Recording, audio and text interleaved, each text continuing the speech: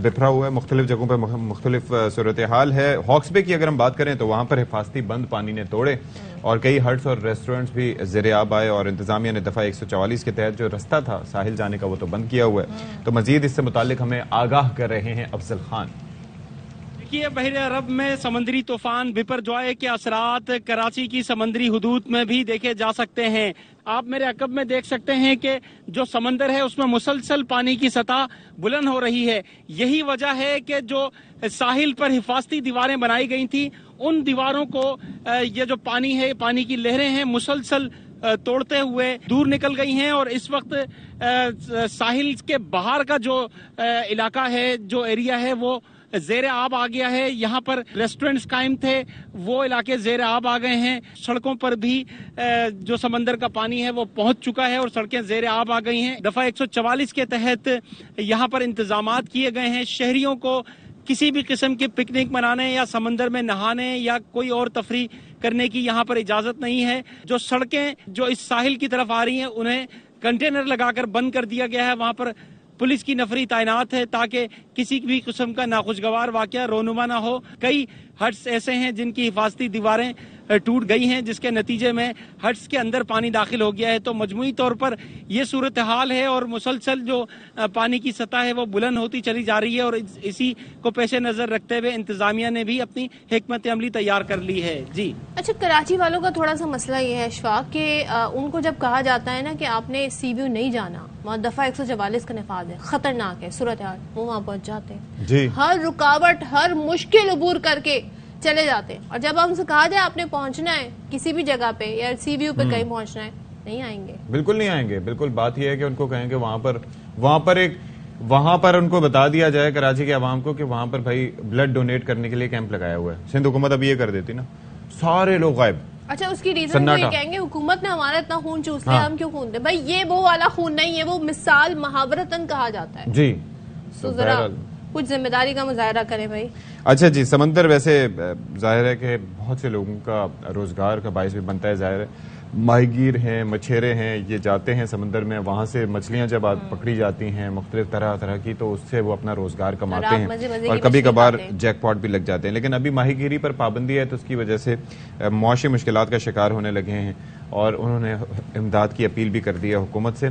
Because आप वहाँ पर जाके देखें ना तो वहाँ पर एक अलग ही दुनिया आबाद होती है और यहाँ पर प्रॉफिटेयरिंग काफ़ी होती है। अब तो जाहिर है कि काफ़ी मालूमात भी इस हवाले से अवेयरनेस भी आ गई है, लेकिन पहले पहले बहुत प्रॉफिट मार्जिन हुआ करता था। वहाँ पर किसी और रेट में चीज़ें मिलती थी जो हमारे दोस्त फिशरीज या इन इलाकों में जाके अगर कभी उन्हें खरीदने का इत्तेफाक हुआ, और शहर की मार्केट्स में बहुत फ़र्क होता था। तो जी, माशी मुश्किलात का शिकार मछेरे, इन्होंने हुकूमत से अपील कर दी है। हमारे नुमाइंदे अनवर खान इस वक्त इब्राहिम हैदरी की जमूट जेटी पर मौजूद हैं, उनसे जरा मजीद जान लेते हैं। तो अनवर बताइएगा क्या मुश्किलात का सामना कर रहे हैं? यकीनन होंगी, बट आप क्या बताएंगे ऑन व्हाट स्केल?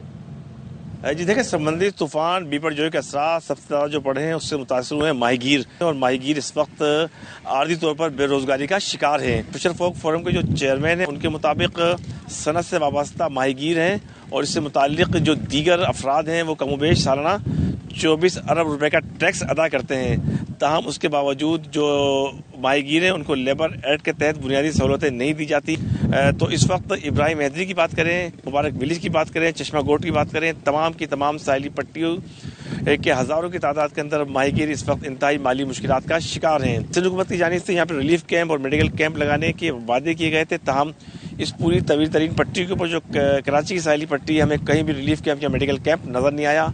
खास तहफ़्फ़ुज़ात हैं इन माहीगीरों के, उनका हुकूमत से ये मुतालबा है कि इन्हें फौरी तौर पर रिलीफ फराहम किया जाए। जी अच्छा, हम बार बार आपको बता रहे हैं कि ये इंडिया के गुजरात से टकराया है, वहाँ पे लैंडफॉल हुआ है, लेकिन अब पाकिस्तान से जो इलाका मुतासर है वो है केटी बंदर। समुद्री तूफान बिपरजॉय से सबसे ज्यादा मुतासरा ये साहिली इलाका, यहाँ पर बादल जमकर बरस रहे हैं। मनाजिर अभी हम आपको दिखाते हैं, ये आप मंजर देख सकते हैं। तेज हवाओं के 22 दरख्त उखड़े, बिजली के खंभे गिर गए हैं और मुमकिन नुकसान से बचने के लिए केटी बंदर को पहले ही खाली करवा लिया गया था और ये एक सुनसान सा अब इलाका बन गया है जहां पर आपको इंसान नजर नहीं आते हैं। तो बारिशों का सिलसिला जारी है और एजाज वारियों हमारे नुमाइंदे हमें सूरत हाल बताएंगे। लेकिन हम केटी बंदर के हवाले से पहले भी आपको बता चुके हैं कि ये पहले पोर्ट हुआ करता था, लेकिन जैसे जैसे समंदर आगे आता गया फिर आबादी का यहाँ से इनखला होता गया और बिल आखिर अब यहाँ पर सिर्फ मछेरे होते हैं, उनको भी यहाँ से अब इवैक्यूएट करवा लिया गया था और वो समंदर में कई कई दिन गुजारते हैं, मछलियाँ वहाँ से लेकर फिर वो कराची और दीगर मुल्क के हिस्सों में आगे बढ़ते हैं। तो यहाँ पर केटी बंदर पे जी ये कहा जा रहा था कि इसको हिट करेगा और यहाँ पे पहले से कल जो हमारे सामने मनाजिर थे ना, काले बादल छाए हुए थे, घुप अंधेरा था, ये दिन का समय था जिसमें हम केटी बंदर में मनाजिर देख रहे थे। चलें जी।